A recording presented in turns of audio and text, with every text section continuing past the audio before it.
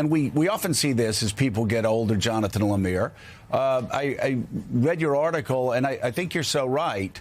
Any suggestion that Donald Trump has dementia or is losing mind, whatever, it's ridiculous. I said the same thing about Joe Biden. Went and talked to him for 3 hours, and yes, Biden was moving very slow, very stiff. Donald Trump may be slowing down.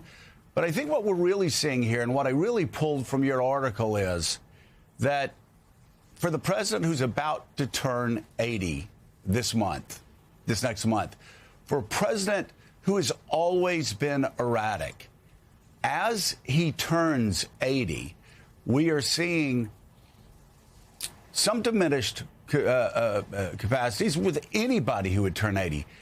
But that erraticism, we are seeing it exaggerated. And I wonder if that's what we see playing out, where he's just not just saying the quiet part out loud, he's screaming it. He wants to abandon our Polish allies. He wants to abandon Ukraine as he continues to do. He wants to abandon our German allies. He wants to do everything he can do to help Vladimir Putin. Because make no mistake of it, all the people that have been going around yelling, Russia hoax, Russia hoax, Russia hoax, and will be triggered by this because of their own unique version of Trump derangement syndrome. What you actually have is a president doing everything that Vladimir Putin would want him to do. Just ask anybody that's been in this field, that's been in for Vladimir Putin couldn't call these shots any better himself. And so whatever draws him to Vladimir Putin, whatever drew him to Putin in his 70s, it seems to be even more exaggerated now as he turns 80.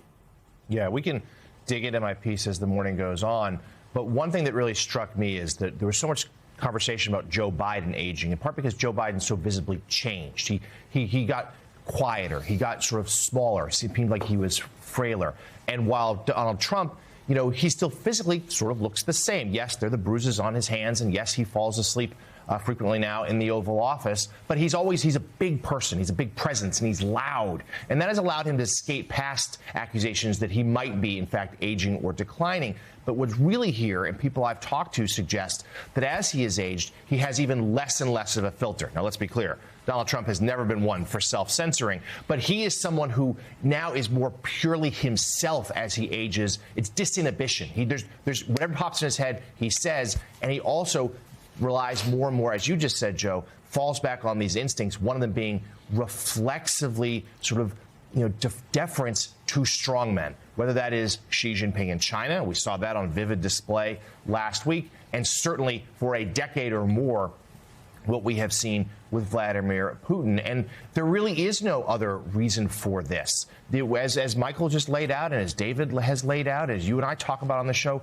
on a near daily basis, Ukraine's made real strides in this war. They, in fact, have so many of the cards, and yet they're still in the White House, from Trump himself and in his top officials, this sort of reflexive, Russia's going to win this, when frankly, all evidence points to the other direction. And I must say that Michael has been saying it, I've been saying it, Ann Applebaum's been saying it. That's been a lie that they've been carrying for a year now. And make no mistake, right now, if you want to know where the Ukrainians are, they're not just on the front lines. They're all across the Gulf region, because guess what? Everybody is asking them about the future of warfare and how they defend themselves against the war that Donald Trump started with Iran.